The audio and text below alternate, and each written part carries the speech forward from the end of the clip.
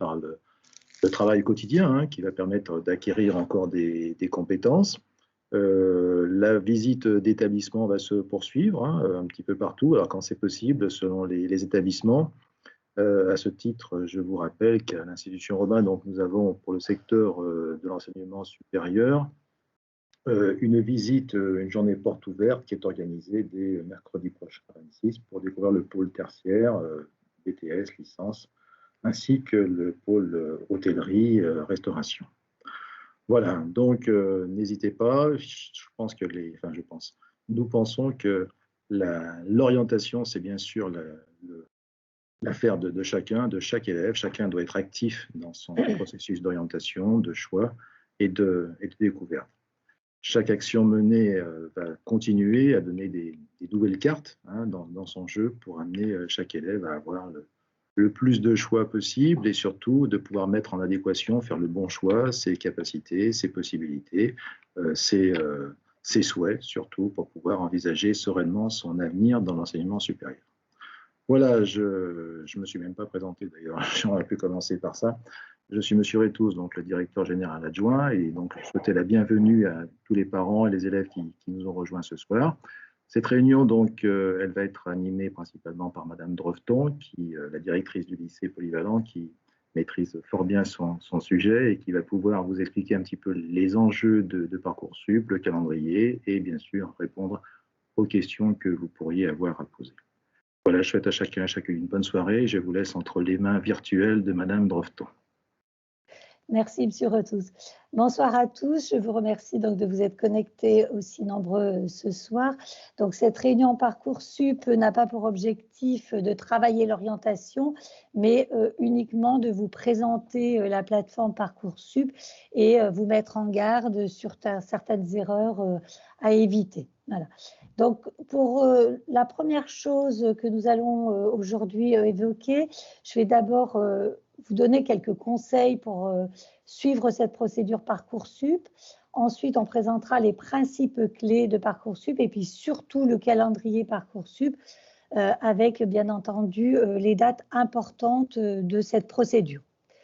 Donc les conseils, et là j'insiste, le premier conseil que je donnerai, c'est de ne pas attendre la dernière minute. La dernière minute pour s'informer, la dernière minute pour préparer son projet d'orientation, mais également la dernière minute pour s'inscrire sur la plateforme et formuler ses vœux.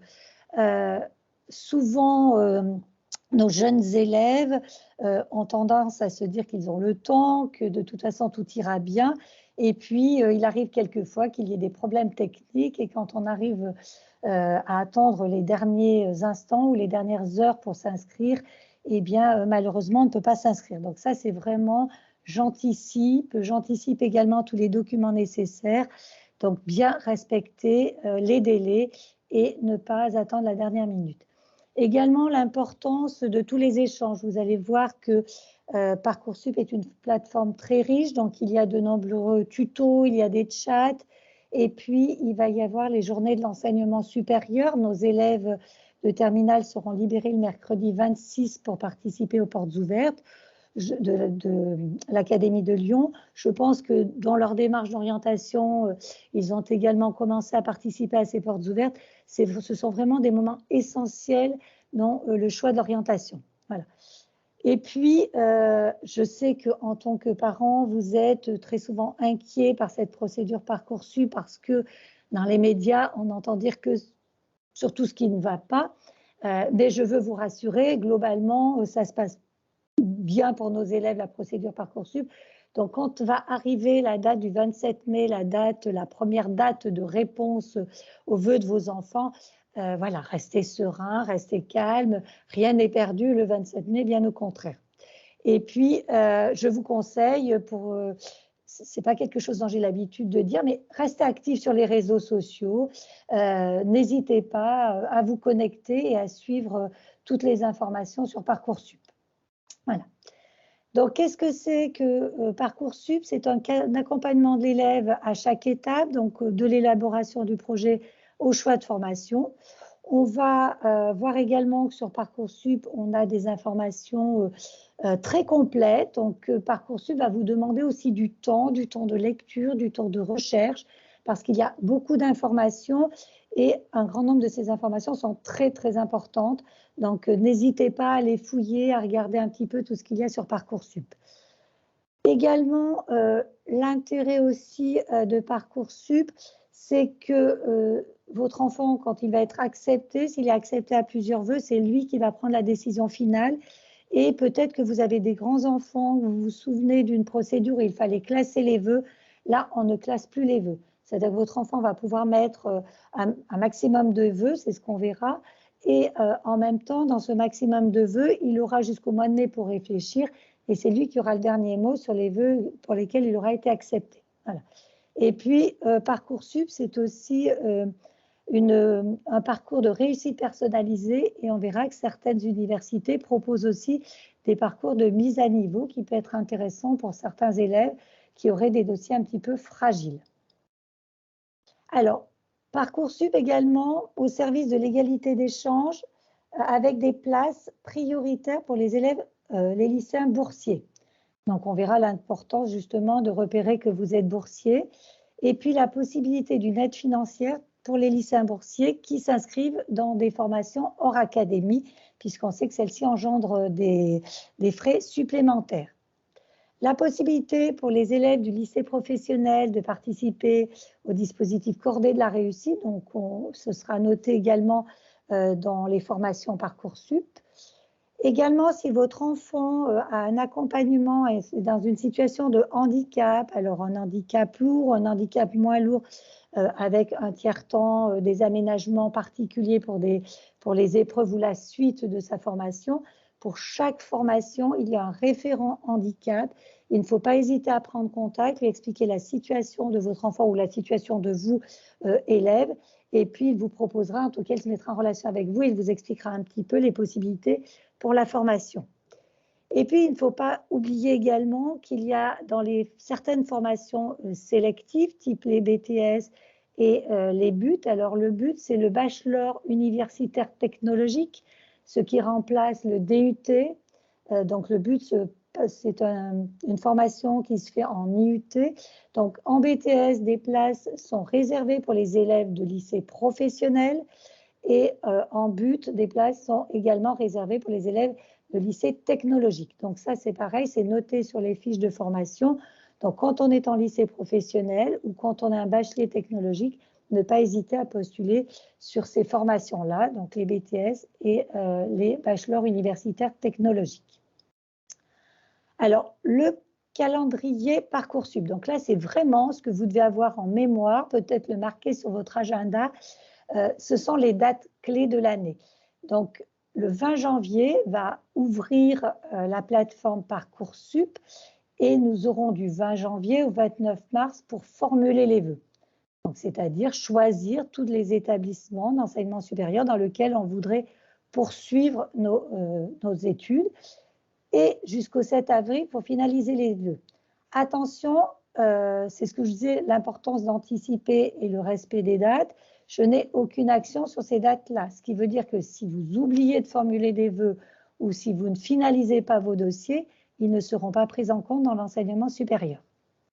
Ensuite, on verra qu'on a un petit peu de tranquillité avec le 29 mai des réponses et après des réponses étalées pendant l'année scolaire, pendant la fin de l'année scolaire. Jusqu'à cette date, aujourd'hui, le 20 janvier, vos enfants ont travaillé l'orientation, c'est ce que disait M. Rétouze. Vos enfants ont tous été reçus en rendez-vous individuel avec le professeur principal et lors des conseils de classe, on a sur la fiche à venir formulé des recommandations. Donc ça, c'est important, ces recommandations. Ça permet aussi à vos enfants de réfléchir un petit peu plus à des formations peut-être plus diverses et variées, ou en tout cas élargir un petit peu leur zone de recherche. On a eu également, depuis le début de l'année, ça va se poursuivre, des forums, des formations, des portes ouvertes, comme je vous le disais. Et puis, on aura également, vous avez également la possibilité depuis décembre de consulter Parcoursup. J'espère que les élèves l'ont fait. Il me semble que maintenant, les élèves le font bien et vont découvrir les formations. Sur Parcoursup, nous allons trouver des formations. Donc, vous voyez, il y a 20 000 formations accessibles. Donc, il y a forcément du choix. Il va y avoir des formations non sélectives. Quelles sont les formations non sélectives? Ce sont les formations universitaires. Toutes les licences sont non sélectives. Ça veut dire que le dossier de l'élève n'est pas forcément observé. Quelquefois, il peut l'être, mais en tout cas, il n'y aura pas de sélection sur certains critères. Il va y avoir des formations sélectives. Les formations sélectives, vous les connaissez certainement. Il y a les BTS, il y a donc les bachelors universitaires technologiques, comme je vous le disais. Il y a toutes les classes préparatoires aux grandes écoles, aussi bien scientifiques, littéraires qu'économiques. Il y a les écoles, toutes les écoles de santé, dont les écoles d'infirmières, les écoles de commerce et les IEP. Donc là, toutes ces formations sélectives, ça veut dire que les établissements d'enseignement supérieur vont observer les dossiers et vont observer les remarques des professeurs qui seront saisis sur ce qu'on appelle la fiche à venir. Et puis également, il y a un grand nombre de formations en apprentissage. Donc, nos jeunes sont de plus en plus attirés par l'apprentissage. Donc, il y a de plus en plus de formations en apprentissage. Donc, n'hésitez pas aussi à postuler pour l'apprentissage. Alors là, peut-être un point de vigilance, si vous souhaitez postuler pour des formations en apprentissage, attention, l'établissement d'enseignement supérieur vous admettra certainement, mais votre admission sera conditionnée au fait que vous trouvez un employeur. Donc, quand on fait une demande de formation en apprentissage, pour sécuriser un petit peu son dossier, je conseille également de faire une demande de formation en formation initiale au cas où on n'est pas un employeur en septembre. Ça permet de sécuriser un petit peu son année de Bac plus 1. Alors, qu'est-ce que vous allez faire? Eh bien, là, maintenant, j'allais dire à partir de maintenant et puis dans les jours suivants, vous allez commencer à effectuer des recherches de formation sur Parcoursup. Vous l'avez peut-être déjà fait un petit peu. Et vous allez aller donc sur la plateforme Parcoursup. Pour l'instant, c'est relativement facile, tout le monde peut y aller. Dans mon moteur de recherche, je mets par exemple, moi je vous ai mis IFSI Vienne et il va apparaître toutes les écoles d'infirmières de la région et je vais pouvoir cliquer, vous voyez, sur la fiche par exemple ou voir des formations similaires. Quand je clique sur voir la fiche, et là c'est très intéressant, je vais avoir des détails sur la formation. Donc vous allez avoir des détails sur la formation, le statut de l'établissement, est-ce qu'il est public ou privé, avec l'aspect financier. Est-ce que c'est une formation sélective ou non sélective? Ça, c'est également primordial. Les contenus et l'organisation de la formation avec les calendriers, etc. Vous allez avoir également les connaissances et les compétences attendues, c'est-à-dire qu'est-ce qu'on attend d'un élève qui postule dans cette formation. Donc là, ça va aider aussi l'élève de terminale à se dire, bah, tiens, en fonction des attendus, j'ai le profil, c'est super, ou au contraire, bah, non, finalement, en fonction des attendus, je n'ai pas le profil. Voilà. Il y a souvent des attendus, entre autres, liés à la communication orale, à l'aisance à l'écrit, etc. Donc ça, ce sont des choses auxquelles il faut tenir compte. Il va y avoir également les critères généraux d'examen des vœux. Donc, comment l'établissement d'enseignement supérieur va sélectionner, entre autres avec ce qu'il attend en savoir-être. Donc là, c'est essentiellement le comportement, si vous avez des bulletins avec des annotations sur le comportement, attention, la motivation et la cohérence du projet. Donc ça, ce sont des choses importantes. Ça peut également vous rassurer. Et puis, comme je vous disais, les contacts, les dates des journées portes ouvertes, très importantes là en ce moment, il y en a beaucoup. Et puis également, qui va vous intéresser, les chiffres clés avec le nombre d'élèves qui avaient postulé l'année dernière, le nombre d'élèves qui ont été admis. Ça va vous permettre de savoir si c'est une formation très sélective. Dans ce cas-là, si c'est une formation très sélective, eh bien, je vous encourage à multiplier les vœux dans ce type de formation. Et puis également, ça va vous permettre de voir un petit peu combien il y a de places de disponibles, etc. Donc, allez bien sur ces chiffres clés. C'est pour ça que je vous disais qu'il faut vraiment prendre le temps de fouiller sur Parcoursup pour découvrir un petit peu toutes ces informations parce que pour vous, ce sont des informations essentielles. Alors, voilà un petit peu comment va se présenter cette page dont je vous expliquais. Voyez, vous avez donc les formations, l'établissement, les connaissances. Donc, il suffit d'aller cliquer un petit peu sur chaque critère. Et vous voyez, par exemple, sur cette formation-là, on vous dit entre autres qu'on prend en compte les épreuves de français de première. Et souvent, c'est vrai que l'élève en première n'est pas forcément conscient de ce critère de sélection. Et il y a beaucoup d'établissements qui observent quand même les résultats en français en première. Donc, important. Donc, prenez du temps pour fouiller et pour découvrir tous ces critères qui vous aideront à établir ce qu'on appelle le parcours motivé, dont je vous parlerai tout à l'heure.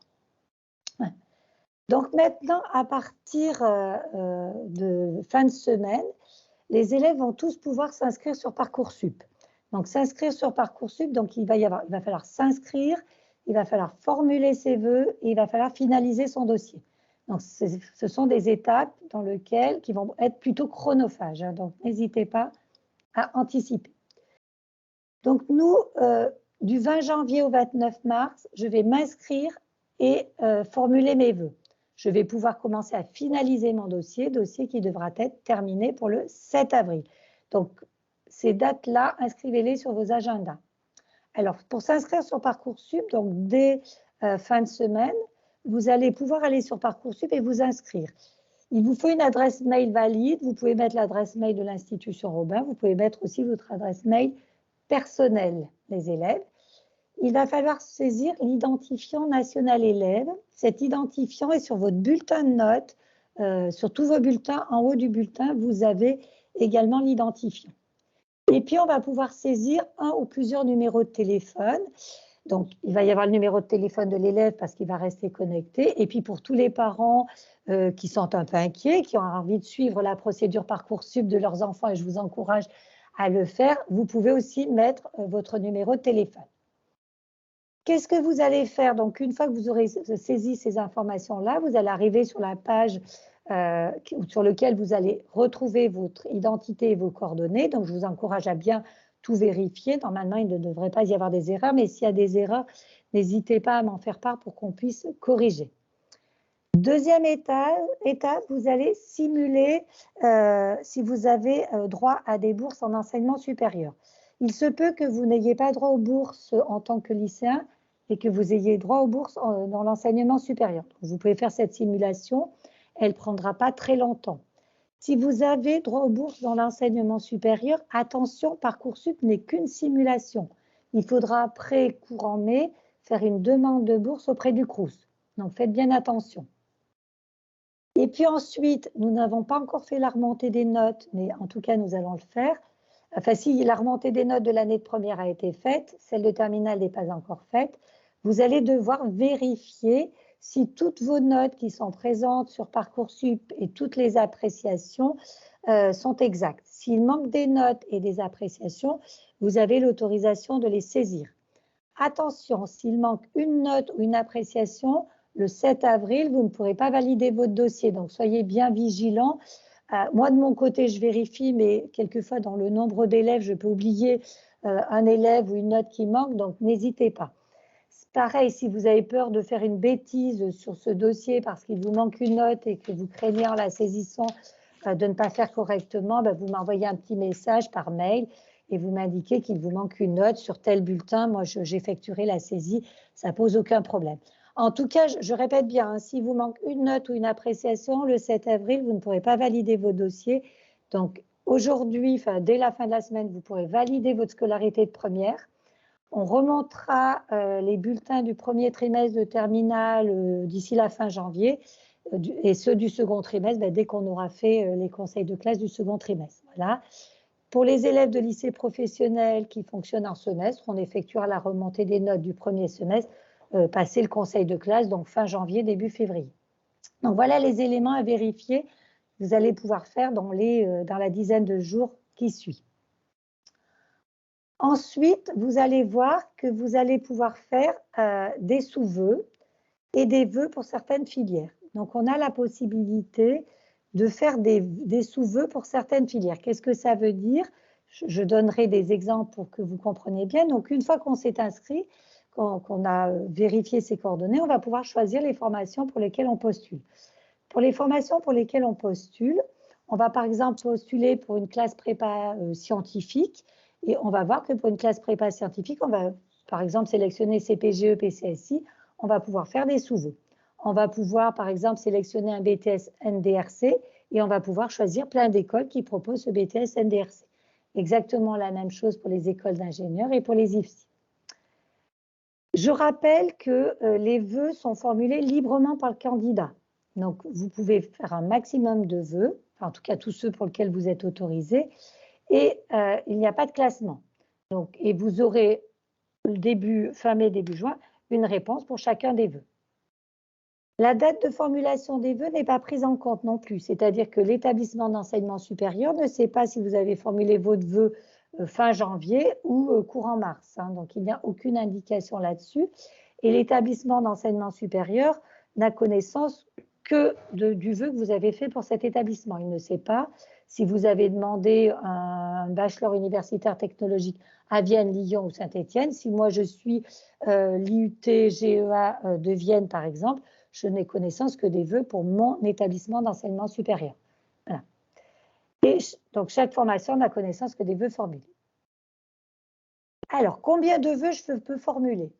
Nous pouvons formuler 10 vœux, mais avec ce qu'on appelle des sous-vœux. Donc, on va voir que finalement, on peut formuler 10 vœux, mais 20 sous-vœux. Donc, ça laisse une multiplicité de vœux pour les élèves, avec, en plus, si on le souhaite, des vœux en apprentissage.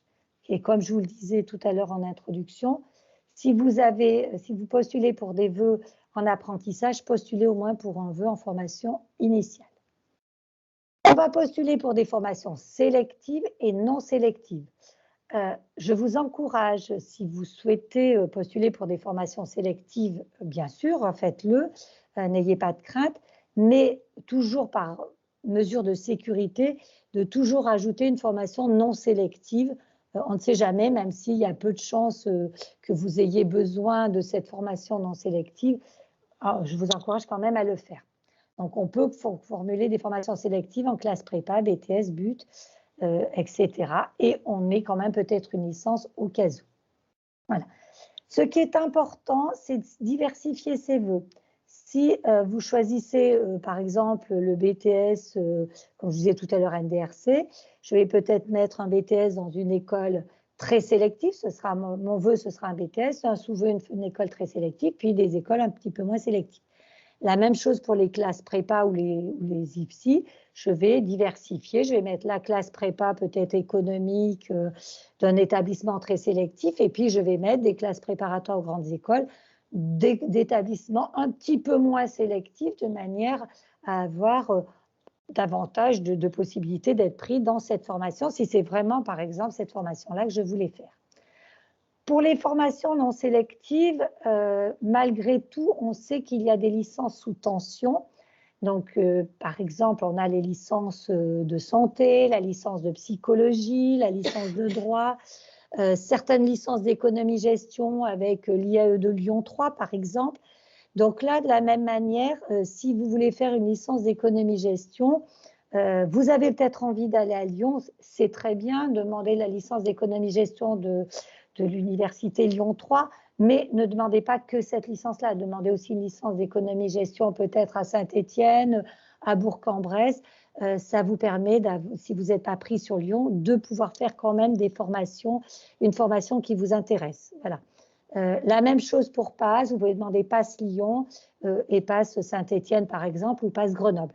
Ça permet de sécuriser. Alors attention pour la licence PASS, parce que c'est vrai que l'université de Lyon en PASS, il y a Est et Sud, mais on ne choisit pas au moment de l'inscription Est ou Sud. Quand l'élève s'inscrit en médecine, en PASS, il choisit la licence PASS de l'université de Lyon. Et ce n'est pas vous qui choisissez si vous êtes à l'Est ou au Sud, c'est l'université qui vous attribuera au Sud ou à l'Est en fonction en général de votre adresse géographique, de votre situation géographique. En tout cas, vraiment un conseil, je multiplie mes vœux avec des vœux très sélectifs et d'autres vœux un peu moins sélectifs. Et si je ne mets que des vœux non sélectifs, malgré tout, je ne me limite pas qu'à une seule licence dans une seule ville.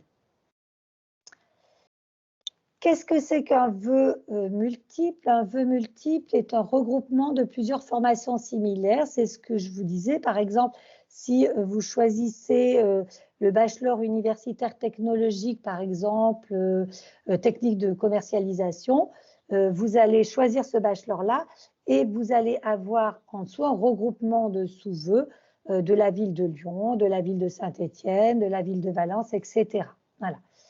L'intérêt, c'est qu'un vœu multiple compte pour un seul vœu. Donc, je peux multiplier mes vœux. Et chaque vœu multiple est composé donc de plusieurs établissements différents. Donc, ça, c'est également important. Une petite remarque pour les IFSI et orthopédie, par exemple, si vous choisissez un IFSI, vous allez par exemple choisir l'IFSI de Lyon. Et là, vous allez pouvoir choisir toutes les écoles d'infirmières de Lyon. Mais par contre, vous allez après avoir que 5 IFSI différents, après l'IFSI de Grenoble, l'IFSI de, je sais pas moi, de Bretagne, etc. Donc, les IFSI, c'est un petit peu différent, 5 IFSI maximum, mais avec toutes les écoles de l'IFSI de Lyon, par exemple. Alors, nous allons passer à des exemples, c'est ce que je vous disais. Par exemple, l'élève qui demande un BTS, un BUT ou une classe prépa, il va demander par exemple un BTS métier de la chimie et il va pouvoir demander ce BTS dans 7 établissements différents, par exemple, ou 10 établissements différents. Ça ne comptera que pour un vœu. Donc, c'est intéressant, ça multiplie vos chances d'être pris. Ce sera la même chose pour le DCG, diplôme de comptabilité et de gestion. Vous allez pouvoir demander le diplôme de comptabilité et de gestion, un vœu, avec des sous-vœux si vous le souhaitez, dans autant d'universités que vous le souhaitez ou d'écoles qui proposent ce diplôme-là. Donc les IFSI, c'est ce que je vous expliquais. C'est la même chose aussi pour orthophonie, orthopédie et audioprothèse. Vous allez demander l'IFSI de l'Université de Lyon, c'est un vœu, et je demande toutes les écoles de Lyon si je le souhaite. Et puis, je peux demander d'autres établissements dans d'autres villes. Les écoles d'ingénieurs de commerce, ça fonctionne un petit peu de la même manière. De nombreuses écoles d'ingénieurs et de commerce sont regroupées par réseau. Donc là, vous allez postuler pour un réseau. Quelquefois, ces écoles également sont regroupées par type de concours. Par exemple, vous avez le concours Sésame, le concours Advance, etc. Donc là, vous allez postuler, par exemple, pour un concours. Ça vous fait un vœu. Et ce concours proposant plusieurs écoles, ça va vous permettre d'avoir plusieurs sous-vœux. Donc, à partir d'un concours, vous pouvez choisir plusieurs écoles. Vous n'êtes pas obligé de prendre toutes les écoles de ce réseau-là. Je prends par exemple l'exemple de l'école l'INSA. Vous allez postuler pour l'INSA, c'est un vœu. À l'intérieur de l'INSA, on sait qu'il y a plein d'INSA en France. Vous n'êtes pas obligé de choisir toutes les INSA de France. Vous allez, vous, dans vos sous-vœux, choisir les INSA que vous souhaitez, dans lesquelles vous souhaitez aller. Mais en tout cas, vous êtes considéré comme un vœu. C'est la même chose donc pour les écoles de commerce et de management. Vous allez postuler pour une école de commerce, par exemple, avec un concours, le concours Sésame. Et si, par exemple, je postule pour le concours Sésame, à l'intérieur, je vais avoir les différentes écoles et je peux postuler soit pour toutes les écoles du concours Sésame, soit que pour quelques écoles du concours Sésame. Voilà. Les IEP, donc attention, il y a 2 catégories d'IEP. Les IEP, certains sont regroupés en réseau, donc c'est ce que je vous note là ici. Nous avons les 7 IEP qui sont regroupés en réseau et qui recrutent sur un concours commun. Et puis, nous avons les IEP qui ne font pas partie du concours commun et pour lesquels vous allez devoir postuler directement sur ces IEP. Et puis, également, pour tous les établissements de formation sociale, pareil, vous allez postuler pour un établissement de formation sociale et ensuite, vous allez peut-être pouvoir faire vos 10 sous-vœux, si vous voulez, 10 écoles pour ces diplômes-là. Donc, vous voyez que vous pouvez vraiment avoir un nombre varié de vœux et je vous encourage à le faire. Alors, les formations dont le nombre de sous-vœux est limité à 10, donc je vous dis, il y a les BTS et les bachelors universitaires technologiques à l'échelle nationale. Il y a également, j'en avais pas parlé non plus, tous les diplômes, le diplôme national des métiers des arts et design, les diplômes du secteur social et toutes les classes préparatoires. C'est ce que je vous disais à l'instant. Et donc, vous avez jusqu'au 29 mars inclus pour choisir ce vœu et postuler sur ce vœu-là. Alors, n'attendez pas le 29 mars, bien entendu. Donc ça, voilà, je vous redisais voilà, un petit peu tout ce que je viens de dire. Donc de toute façon, je vous enverrai le diaporama dès la fin de la réunion, donc vous pourrez relire tranquillement tous ces concours et ces vœux pour lesquels peut-être c'est un petit peu difficile entre un vœu et un sous-vœu avec les exemples. Voilà. L'apprentissage, vous pouvez rajouter donc 10 vœux en lien avec l'apprentissage. Et comme je vous le disais, attention, les établissements qui proposent l'apprentissage peuvent vous accepter en apprentissage, mais vous aurez l'obligation d'avoir un employeur, donc soyez vigilants. Alors, je sais que vous allez me poser la question sur le secteur géographique, parce que c'est souvent une inquiétude. Donc d'abord, 2 types de formations. Si vous postulez pour une formation sélective, il n'y a pas de secteur géographique. L'établissement d'enseignement supérieur, lui, va observer les résultats de l'élève, les appréciations, le parcours motivé, etc. Il n'y aura pas de secteur géographique pour toutes les formations sélectives. Le secteur géographique n'entre en compte que pour les formations non sélectives. Et là, ça va dépendre de la formation. Donc, je vous le disais en introduction tout à l'heure, sur chaque formation, je vous encourage à aller voir chaque formation, à aller voir la fiche formation. Et sur cette fiche formation, il sera noté le secteur géographique qui s'applique à la formation. Ça va vous permettre de voir qu'en fonction de votre domicile, si vous êtes prioritaire sur cette formation ou pas. Malgré tout, il y a toujours quelques places qui sont réservées à des étudiants qui ne font pas partie de ce secteur géographique. Mais attention toujours aux licences qui sont très sélectives. Donc, méfiez-vous des licences très sélectives. Prenez le temps de vérifier si vous faites partie de ce secteur géographique ou pas. Sinon, c'est ce que je disais tout à l'heure, vraiment postulez sur la licence de votre rêve si c'est celle de Lyon, mais postulez aussi sur la licence qui fait partie, la même licence qui fait partie de votre secteur géographique. Les élèves, alors on parle de plus en plus de césure et c'est vraiment quelque chose, me semble-t-il, d'assez intéressant dans le parcours d'un étudiant. Donc, les étudiants dans leur formation seront tous, enfin, on leur proposera certainement de faire des césures, mais également il est possible de faire une demande de césure entre l'année de terminale et la première année d'enseignement supérieur. Donc, comment ça se passe? Là, vous allez vous inscrire à une formation. Par exemple, vous voulez faire une licence de droit.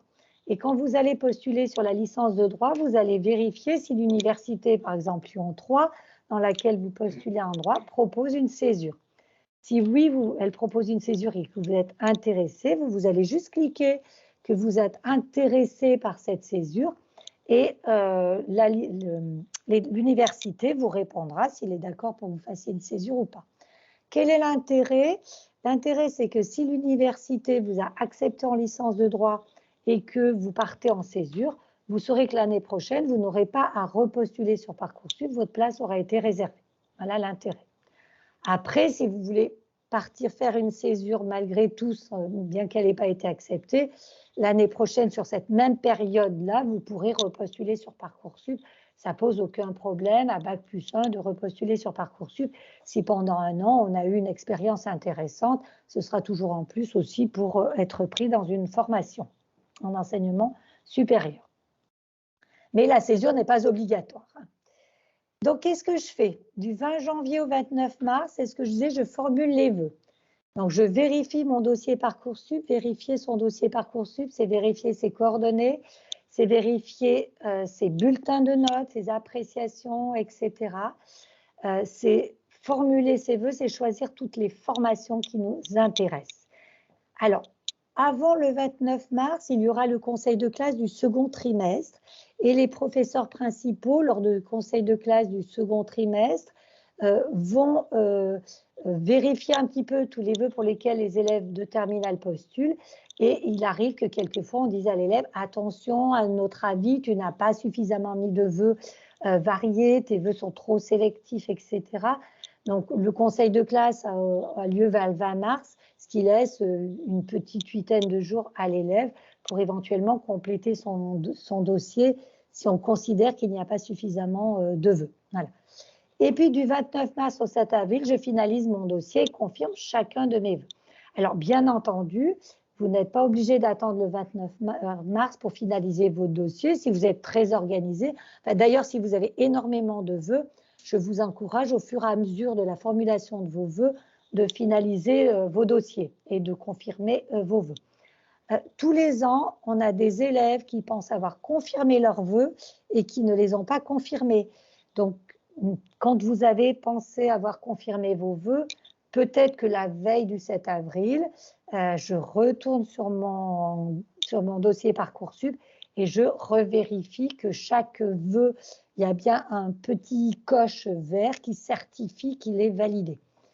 Je répète, un vœu non confirmé ne sera pas observé par l'établissement d'enseignement supérieur et tous les ans, les établissements d'enseignement supérieur constatent que les dossiers des élèves soit n'ont pas été validés, soit sont souvent incomplets. Donc pareil, vérifiez bien que toutes les pièces demandées à vos dossiers sont jointes au dossier. Donc c'est pour ça qu'on prend du temps et on anticipe. Alors, qu'est-ce que c'est qu'un dossier complet ? Alors, les éléments que je vais transmettre à la formation, pour toutes les formations sélectives et non sélectives, il y a le projet de formation, motivé. Comment je construis mon projet de formation motivé ? Eh bien, je vais le construire d'abord peut-être parce que j'ai pris le temps de lire la fiche formation et j'ai pris le temps de vérifier les attendus de la formation pour pouvoir, moi, mettre en avant un petit peu que mon profil correspond aux attendus de la formation. Ça, c'est important. Et puis, eh bien, je vais expliquer pourquoi cette formation m'intéresse. Alors, ce n'est pas une lettre de motivation présentée comme une lettre de motivation, mais ça fait penser à une lettre de motivation. Donc, je commence à réfléchir un petit peu pourquoi je veux faire cette formation. J'argumente, je réfléchis un petit peu. Puis, j'allais dire que dans ce projet de formation motivée pour les élèves de terminale générale et technologique, ça vous prépare à l'épreuve du grand oral où vous allez devoir justifier un petit peu votre parcours d'orientation. Donc là, je prends le temps pareil. Et attention, le projet de formation motivée, il est différent pour chaque établissement d'enseignement supérieur. Souvent, les établissements d'enseignement supérieur nous disent, par exemple, si je prends le BTS de Vienne, sur le projet de formation motivée, on va avoir fait un copier-coller de cette formation parce que j'ai demandé le BTS de Robin et puis j'ai demandé le BTS de Lyon. Et finalement, je n'ai pas fait attention, j'ai fait un copier-coller et dans mon projet de formation motivée, je parle de l'établissement d'enseignement supérieur de Lyon. Donc non, le projet de formation motivée, comme une lettre de motivation d'ailleurs, est différent selon chaque établissement. Je prends le temps de l'adapter un petit peu en tout cas. Les pièces complémentaires, il existe quelques formations qui vont vous demander de joindre des pièces complémentaires. Donc pareil, attention, bien lire ce qu'on nous demande. Entre autres, en droit, on vous demande de faire un questionnaire pour vérifier si vous avez bien compris ce qu'était la licence de droit. Donc, vous allez faire ce questionnaire. Vous aurez une attestation comme quoi vous avez bien fait ce questionnaire-là. Cette attestation, il faudra la joindre à la demande de formation sur Parcoursup. Quelquefois, on vous demande également de suivre un MOOC et de valider. Une fois que vous avez validé ce MOOC, vous aurez une attestation qu'il faudra joindre également à votre dossier Parcoursup. Donc, je prends le temps. Ensuite, la rubrique activité et centre d'intérêt primordial, c'est-à-dire que vous allez ici mettre en avant tout ce que vous faites en dehors du lycée ou dans le lycée, peut-être en tant que délégué, en tant que membre du BDE, peut-être parce que vous faites partie, vous aidez des élèves, vous faites partie du tutorat ou vous avez fait du tutorat auprès d'élèves, etc. Voilà. Ce sont des éléments qui peuvent vous différencier d'un autre élève qui a également un bon dossier sur Parcoursup. Donc ça, prenez le temps également. Également, dans votre dossier, il y aura ce qu'on appelle la fiche à venir.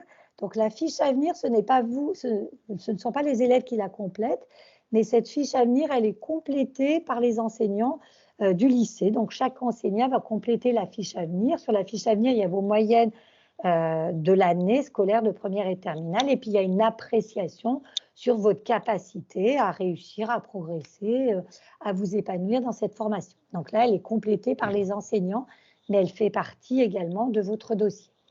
Et puis, comme je vous le disais, il y a vos bulletins scolaires de première et de terminale que nous remontons sur Parcoursup.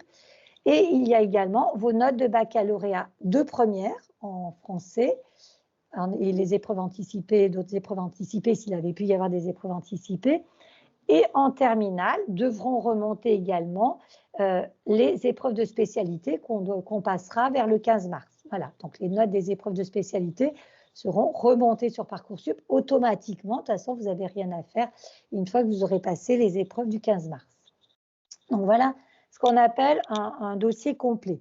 Donc avant de le valider, je vérifie vraiment que les informations que vous, élèves, vous devez insérer dans vos dossiers, elles existent bien. Sinon, il manque une information, vos dossiers de fait éliminés. Donc c'est un petit peu dommage. Alors peut-être vous avez vraiment le profil pour réussir dans cette formation. Également, une rubrique qui est obligatoire, c'est la rubrique préférence. Alors, cette rubrique préférence ne va servir qu'aux élèves qui, malheureusement, au mois de juin, auraient eu que des vœux en attente ou aucune proposition positive à leurs différents vœux. Ça va permettre à la plateforme Parcoursup de vous contacter, de vérifier vos préférences et de vous proposer des solutions éventuelles. Donc attention, pareil, même si elle vous semble inutile, cette rubrique préférence, parce que vous dites, moi, je demande une licence non sélective, elle est obligatoire. Donc si vous ne complétez pas cette rubrique préférence, vous risquez d'être bloqué au moment de la validation de votre dossier. Donc prenez un peu de temps, c'est pas très long de compléter cette rubrique préférence. Les établissements d'enseignement supérieur n'y ont pas accès. Par exemple, vous pouvez douter, par exemple, vous hésitez peut-être encore entre une école d'architecture et puis peut-être une licence de droit. On a des élèves qui, pour l'instant, ont des vœux très variés. Et puis, vous pouvez peut-être être inquiet en disant, ben, moi, ma préférence, ce serait peut-être la licence, peut-être l'école d'architecture. N'ayez pas d'inquiétude, la licence de droit n'a pas accès à cette rubrique préférence.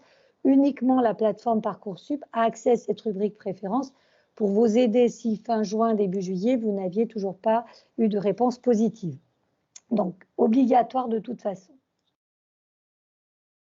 Donc, une fois que passé le 7 avril, normalement, même obligatoirement, tous vos vœux ont été validés, vos dossiers étaient complets. Il vous suffit maintenant d'attendre tranquillement le 2 juin. Et le 2 juin est le premier jour de réponse sur Parcoursup. Alors, comment je vais recevoir? Vous avez saisi lors de votre inscription sur Parcoursup votre numéro de téléphone. Et puis également, vous avez une adresse mail. Donc, vous allez recevoir un SMS comme quoi vous avez eu des réponses. Vous allez recevoir également des notifications sur Parcoursup. En général, le 2 juin est une journée où vous êtes très actif sur Parcoursup. Les parents également, si vous avez renseigné votre numéro de téléphone, vous serez prévenus des réponses également sur Parcoursup. Alors, à partir du 2 juin, les candidats vont recevoir des propositions au fur et à mesure, c'est-à-dire que du 2 juin au 15 juillet, vous pouvez être régulièrement sollicité par des réponses si vous n'acceptez pas tout de suite un vœu. Donc, vous recevez des propositions d'admission au fur et à mesure et je vous disais qu'il faut appréhender la phase sereinement parce que le 2 juin, je vous le dis honnêtement, vous n'êtes pas très nombreux à avoir tout de suite une réponse positive, surtout si vous avez demandé que des licences, même quelquefois le 2 juin, les licences, on est tous en attente. C'est normal parce que c'est une manière un petit peu de laisser la plateforme évoluer. Donc le 2 juin, si je n'ai pas une réponse positive, ce n'est pas la catastrophe. Mais malgré tout, vous devez bien vérifier le 2 juin et vous devez obligatoirement répondre à chaque proposition. On va voir, il y a différents types de propositions. Je dois répondre aux propositions avant la date limite indiquée dans le dossier. La date limite indiquée dans le dossier, elle peut être quelquefois très, très courte. Donc, faites bien attention de vérifier cette date. C'est-à-dire, quand je reçois un SMS ou une notification sur Parcoursup, je vais vérifier la réponse qui a été donnée et je regarde tout de suite combien de jours j'ai pour réfléchir. Parce que c'est pareil, si je ne respecte pas le délai, automatiquement, le vœu est annulé. Ensuite, vous pouvez être sur liste d'attente et sur liste d'attente, vous voyez où vous êtes sur liste d'attente. Donc là, pareil, les premiers jours, ne regardez surtout pas où vous êtes sur liste d'attente parce que c'est très anxiogène. Et de la même manière, je peux vous assurer que les listes d'attente, en 8 jours, elles évoluent très très vite. Donc, il ne faut pas être inquiet le 2 juin. Alors, quelles sont les réponses que je vais avoir? Si j'ai fait une demande sur une formation sélective, je peux avoir une réponse tout de suite « oui ».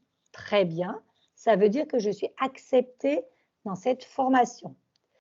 Si je suis acceptée dans cette formation, eh bien, j'ai le choix soit de l'accepter, soit d'y renoncer. Je fais un choix, je l'ai mise, c'est que quand même j'étais intéressée. Donc, soit j'ai le droit de plus être intéressée, dans ce cas-là, j'y renonce. Mais j'y renonce, c'est définitif. Je ne peux pas dire j'ai renoncé et le lendemain me dire je veux de nouveau finalement cette formation. Ou bien il peut y avoir, je peux avoir des vœux en attente. Dans ce cas-là, si j'ai des vœux en attente, je vais dire que je maintiens le vœu en attente ou bien j'y renonce. Par exemple, vous avez eu la chance d'avoir tout de suite la formation de vos rêves, vous êtes admis, dans ce cas-là, vous allez accepter cette formation et puis vous avez peut-être la chance d'avoir plein d'autres vœux en attente et vous allez devoir renoncer à tous vos vœux en attente. Par contre, si le candidat accepte si vous avez c'est pas votre formation préférée, vous êtes pris par exemple dans une petite ville, vous préférez être sur Lyon, c'est souvent le cas de nos étudiants, donc vous avez été accepté dans une petite ville, vous allez accepter cette formation, mais vous allez maintenir en attente toutes les propositions pour lesquelles vous êtes en attente. Si par contre vous n'avez pas été accepté dans une formation sélective, vous avez une réponse non, et dans ce cas-là, vous êtes obligé d'attendre les jours suivants pour voir un petit peu dans quelle autre formation vous êtes admis. Donc 3 types de réponses, oui, en attente ou non. Mais malgré tout, pour tout vœu en attente, je dis chaque fois que je le maintiens en attente. Faites bien attention, si vous ne le maintenez pas en attente, il va aussi disparaître. Si vous n'avez que des vœux en attente, pareil, vous dites bien je maintiens mes vœux en attente. Donc c'est vraiment un réel travail tous les jours pour vérifier un petit peu si j'ai bien répondu. Pour les formations non sélectives, donc pour les licences, de la même manière, vous pouvez avoir une réponse positive, donc dans ce cas-là, j'accepte la proposition ou j'y renonce, ou bien je peux avoir un oui-si. C'est ce que je vous expliquais tout à l'heure. Il va y avoir des établissements, des universités qui, compte tenu de votre profil ou compte tenu de votre dossier, vont vous accepter sous conditions. Alors, quelles sont les conditions? Ça peut être des conditions, par exemple, de remise à niveau. Quelquefois, certaines universités proposent une semaine en août de travail sur la méthode et puis une semaine également à d'autres vacances. Donc, ils vous disent, d'accord, on vous accepte en licence à condition que vous participiez à ces semaines de méthodologie. Après, ça peut être aussi, on vous accepte en licence à condition finalement que cette première année de licence, on l'étale sur 2 ans pour que vous ayez le temps aussi d'une remise à niveau, etc. Donc là, vous avez le choix soit d'accepter ce oui-si, soit de renoncer au vœu. Si vous n'acceptez pas de participer à ces semaines, par exemple, de méthodologie ou de remise à niveau, vous ne pourrez pas être pris dans cette formation-là. Donc là, voilà, donc ce sont pour quelques licences. Et puis, vous pouvez être mis en attente d'une place. Mais ici, vous voyez qu'il ne va pas y avoir de nom définitif. En tout cas, jusqu'au 15 juillet, vous serez en attente de place. Alors, je dis bien jusqu'au 15 juillet parce que quelquefois, on l'a vu l'année dernière avec médecine, il y a des élèves qui, le 15 juillet, n'avaient toujours pas été acceptés en licence de médecine. C'est la première fois que ça arrivait parce que le nombre d'élèves qui ont demandé médecine a été l'année dernière très, très important. Et de ce fait, sur Médecine Lyon, il y a certains élèves qui, le 15 juillet, étaient toujours en attente et qui ont dû attendre malheureusement jusqu'à fin août d'être acceptés en licence. Donc voilà, c'est très désagréable, on passe un mauvais été, j'en suis tout à fait consciente. C'est pour ça que je vous disais que pour les licences sous tension, mettez aussi plusieurs villes, même si vous souhaitez vous aller sur Lyon, ben peut-être que Grenoble, c'est finalement pas si mal que ça aussi. En tout cas, voilà, vous restez en attente, vous pouvez rester en attente jusqu'en septembre. Donc, comment répondre? Le lycéen accepte la proposition ou il renonce et il peut ensuite indiquer les vœux qu'il maintient en attente. Dans tous les cas, s'il accepte, eh bien, il devra par la suite contacter l'établissement et s'inscrire. Mais après, pour cet élève-là, qui le 2 juin aura où le 10 juin a accepté un vœu, il est tranquille, il sait là où il sera l'année suivante. Si le lycéen reçoit plusieurs propositions, il ne peut accepter qu'une seule proposition à la fois. Par exemple, vous êtes admis dans 3 établissements d'enseignement supérieur, tant mieux pour vous, il va falloir en choisir un et renoncer aux autres, de manière à libérer les places pour les autres. Et bien entendu, pareil, les modalités d'inscription se feront auprès de l'établissement d'enseignement supérieur. Le lycéen ne reçoit que des réponses en attente. Il affiche le dossier et il dit bien qu'il veut rester en attente jusqu'au 15 juillet. On peut maintenir nos vœux en attente jusqu'au 15 juillet dans une première phase. Si le 23 juin, vous n'avez encore que des vœux en attente, si vous commencez à être inquiet, Parcoursup propose ce qu'on appelle la phase complémentaire. C'est-à-dire qu'à partir du 23 juin, vous allez pouvoir à nouveau formuler 10 nouveaux vœux. Alors bien entendu, les 10 nouveaux vœux, ils vont être sur des places vacantes et ils vont être sur des formations sur lesquelles vous n'aviez pas postulé. Si par exemple vous aviez postulé pour le BTS de la chimie et que vous avez été refusé, vous ne pourrez pas repostuler pour le BTS de la chimie à Saint-Étienne, par exemple. Voilà. Mais par contre, vous pourrez peut-être postuler pour un BTS dans la chimie dans un autre établissement d'enseignement supérieur. Voilà. Donc ça, c'est important. Si vous avez encore beaucoup de vœux en attente, si vous n'êtes pas très bien classé, le 23 juin, allez sur la phase complémentaire et regardez un petit peu là où il y a des places de libre. N'hésitez pas à repostuler. Quelquefois, finalement, vous souhaitez postuler uniquement dans des formations dans des grandes villes, style Lyon, Grenoble, et il existe également plein de formations dans des petites villes où vous allez retrouver une ambiance plutôt conviviale, plutôt sérieuse et où vous allez aussi vous épanouir. Donc, n'hésitez pas aussi, les petites villes, elles sont intéressantes également pour poursuivre des études et les élèves réussissent aussi bien dans des petites villes que dans des grandes villes. Et puis après, quand vous postulerez à Bac+4, eh bien, vous verrez éventuellement, vous pourrez toujours de toute façon revenir dans d'autres universités. Pour les candidats donc, qui n'ont reçu aucune proposition d'admission entre le 23 juin et le 16 septembre, pareil, la phase complémentaire reste active. Alors là, je vais être honnête avec vous, on a eu l'année dernière 2 élèves qui ont eu ce souci-là en licence de médecine.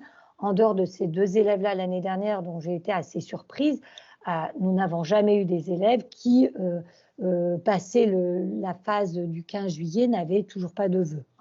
Donc, ne soyez pas inquiets. Si vous avez vraiment bien multiplié vos vœux, si vous avez bien écouté les conseils des professeurs principaux qui vous ont dit attention, rajoutez peut-être 2-3 vœux, il ne devrait pas y avoir d'inquiétude et ce serait vraiment surprenant qu'au 15 juillet, vous soyez encore sans aucun vœu. En tout cas, sans aucun vœu pour lequel vous ayez eu une réponse positive.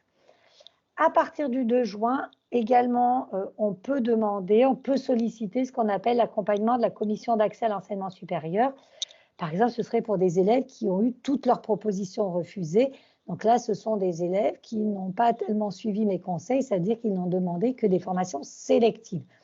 Après, vous pouvez aussi demander l'accompagnement de cette commission un petit peu plus tard, début juillet également, si vous aviez toujours des vœux en attente et vous étiez inquiet, vous pouvez également contacter cette commission qui est là un petit peu pour vous donner des conseils et vous orienter. Une fois qu'on a accepté un vœu, eh bien entendu, il va falloir faire l'inscription administrative auprès de l'établissement d'enseignement supérieur. Et puis pour les élèves boursiers également, il faudra bien penser à faire le dossier de bourse auprès du Crous, hein, bien entendu. Voilà. Donc voilà un petit peu. Donc je pense que globalement, la partie technique, il n'y a pas de difficulté dans la partie technique si on respecte les délais et si on prend le temps de lire correctement toutes les informations qui sont sur Parcoursup. Voilà. On ne peut pas s'inscrire sur Parcoursup rapidement, c'est vraiment quelque chose qui va prendre du temps, à la fois pour vous, élèves, mais certainement aussi à la fois pour vous, parents. J'en suis consciente, l'année de terminale, c'est également un réel travail pour les parents. Mais c'est important de prendre ce temps-là. Voilà.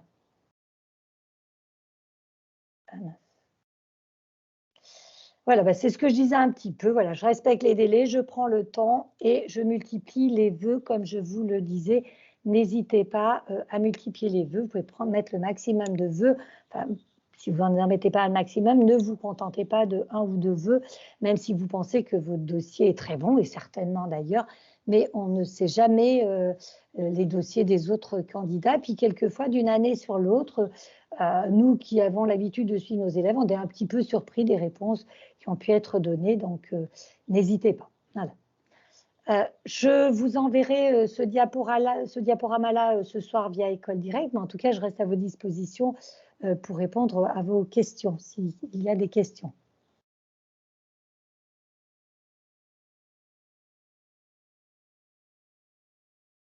Au niveau de la fiche à venir, comment ça se passe? On va la recevoir comment? Alors, la fiche à venir, vous y aurez accès sur Parcoursup, pardon, à la fin mai. L'élève aura accès sur Parcoursup à cette fiche à venir. Voilà.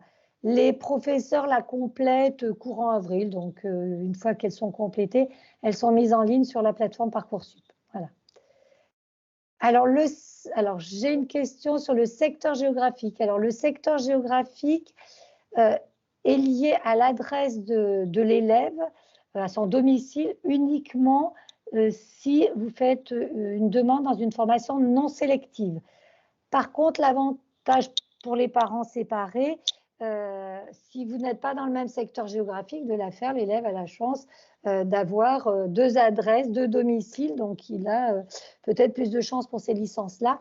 Donc pareil, vérifiez sur Parcoursup si les adresses de vos 2 parents sont notées, et si ce n'est pas le cas, n'hésitez pas à m'envoyer un petit mail me disant rajoutez l'adresse de papa ou de maman pour le secteur géographique. Voilà. Pour les formations sélectives, ce sont que les notes et les appréciations des élèves, donc pas d'inquiétude. Voilà. Donc l'adresse géographique, le secteur géographique n'est pas celui du lycée. Hein. Alors, les écoles privées sont-elles sur Parcoursup? Pas toutes, mais un grand nombre quand même. De plus en plus d'écoles privées sont sur Parcoursup. Après, ça dépend de quel type d'école privée, mais malgré tout, même toutes les écoles de management, de commerce sont sur Parcoursup de plus en plus. Voilà. Alors, concernant la bourse, est-ce qu'un élève en apprentissage peut en bénéficier? Eh bien non, parce qu'un élève en apprentissage, il est rémunéré par son employeur. Donc, il ne peut pas cumuler la bourse et le salaire qu'il va percevoir en tant qu'apprenti.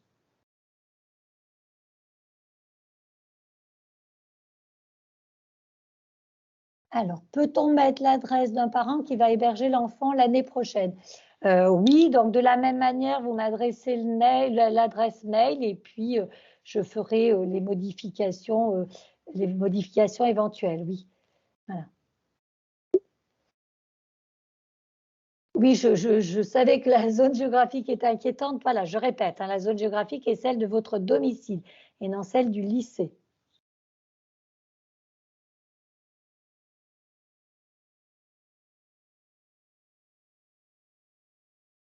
Ensuite, donc pour les élèves, n'hésitez pas à revenir me voir si vous avez des questions. Je suis disponible. Et puis pour les parents, de la même manière, si vous avez besoin d'informations supplémentaires, vous pouvez bien sûr m'adresser un mail et je vous répondrai. Ou alors nous, pour se connecter sur le site, alors si c'est le site de Parcoursup, il suffit sur ton moteur de recherche de mettre Parcoursup et tu vas voir que tu es tout de suite sur le site là. Et c'est à ce moment-là que tu vas pouvoir créer ton dossier. C'est relativement simple. Ton professeur principal pourra te guider si tu ne trouves pas. Mais c'est relativement simple. Alors, est-ce qu'une dyslexie est prise en compte pour le concours? Alors, tout élève qui bénéficie d'un aménagement doit le signaler au moment de l'inscription à son concours. Donc, oui. Et puis, comme je le disais, il y a un référent handicap pour tout établissement d'enseignement supérieur. Donc, bien prendre contact avec les établissements d'enseignement supérieur. Tous les élèves qui ont des aménagements pour le baccalauréat peuvent demander aussi des aménagements d'enseignement supérieur. N'hésitez pas à les demander, c'est vraiment un atout pour vous si vous en avez besoin. Alors, est-ce que l'élève est pénalisé du fait qu'il était dans un lycée privé? Eh bien, non, parce que les établissements d'enseignement supérieur ne connaissent pas votre établissement d'origine. Donc, ils ont juste accès à vos notes et aux appréciations des lycéens, votre parcours motivé, etc. Mais ils n'ont pas accès au nom de l'établissement dans lequel vous êtes. Le diaporama sera envoyé peut-être ce soir même. En cas de réorientation sans passer par les études supérieures, comment cela se passe pour les inscriptions? Alors, oui, d'ailleurs, j'en ai pas parlé. Peut-être de nombreux élèves en enseignement supérieur, en première année d'enseignement supérieur, ou pour ceux qui ont fait une année de césure, quelquefois en fin d'année de cette première année d'enseignement supérieur, vous souhaitez vous réorienter. Si vous souhaitez vous réorienter, il suffira de reconstituer votre dossier Parcoursup. Donc, vous créerez à nouveau un dossier Parcoursup et ça posera aucun problème. Voilà, on sait que de nombreux élèves se réorientent en fin d'année de première année d'enseignement supérieur. C'est la réalité, donc autant être conscient qu'on pourra s'inscrire sur Parcoursup. Mais par contre, pour s'inscrire sur Parcoursup, il faut avoir eu un baccalauréat, hein, parce que la question n'est peut-être pas très claire.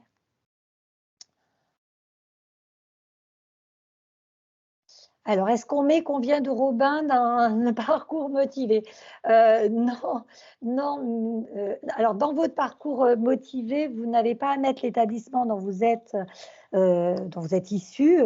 Mais par contre, ce que je vous conseille aussi de mettre dans votre parcours motivé, que j'ai peut-être pas dit, c'est si vous avez participé aux portes ouvertes, si dans l'établissement d'enseignement supérieur, vous avez rencontré un professeur et vous avez le nom de ce professeur, si vous avez rencontré un élève, ça, vous allez le mettre. Mais on ne met pas dans son parcours motivé qu'on vient du lycée Robin, non. Je vous disais, ce n'est pas vraiment une lettre de motivation, c'est un parcours motivé. On ne peut pas mettre le nom de son lycée.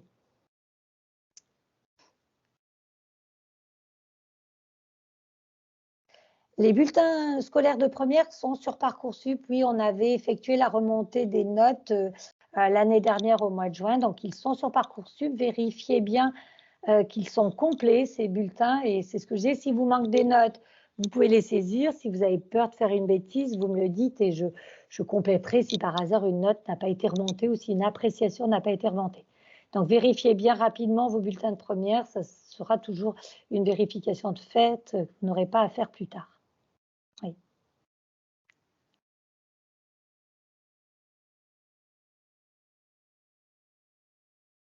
Est-ce qu'on peut revoir la visio? Alors, j'ai vu que la visio avait été enregistrée, donc je pense que vous pourrez la revoir. Alors, je ne suis pas très douée techniquement, mais Monsieur Ayou, chargé de communication, je lui poserai la question. Mais elle a été enregistrée, donc de fait, je pense que vous pourrez la revoir.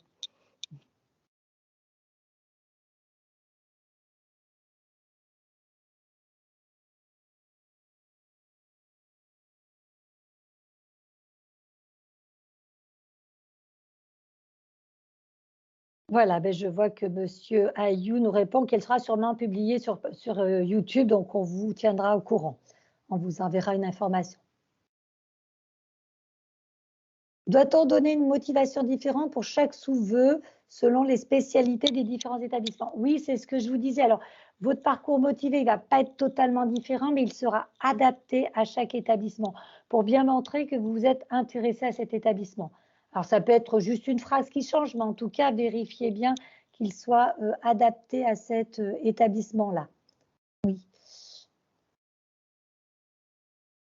Alors... Peut-on être accepté pour une formation et se laisser un délai pour répondre?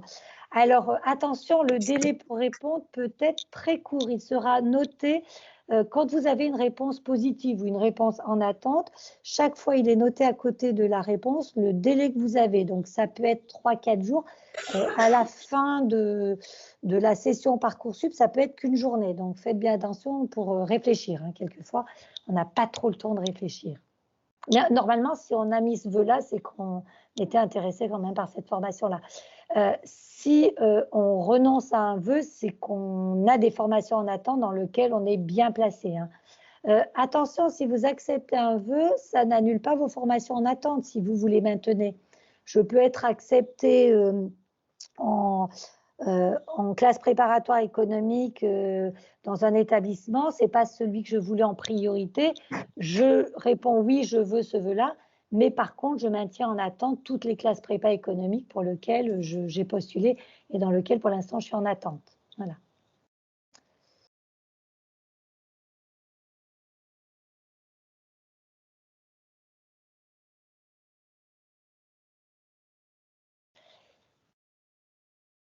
Eh bien, écoutez, j'espère avoir répondu un maximum de vos questions en tout cas. Je le répète, je reste à votre disposition. N'hésitez pas à me renvoyer un message si vous avez des questions particulières et des inquiétudes. Et puis les élèves, voilà, mon bureau est grand ouvert. N'hésitez pas à venir me rencontrer. Par contre, pour les nouvelles adresses, je préfère que vous m'adressiez un mail. Comme ça, je le fais un petit peu au fur et à mesure. Donc, si vous avez des adresses ou des adresses, si vos parents sont séparés, vous n'avez qu'une seule adresse sur Parcoursup, envoyez-moi un petit mail en me donnant votre classe, la nouvelle adresse, et j'effectuerai la modification sur Parcoursup. Ouais. En tout cas, je vous remercie tous pour ce partage et puis je vous souhaite à tous une excellente soirée. Merci à tous, au revoir. Merci à vous, au revoir. Au revoir. Merci, au revoir. Au revoir, merci. Au revoir. Au revoir. Bonne soirée. Merci.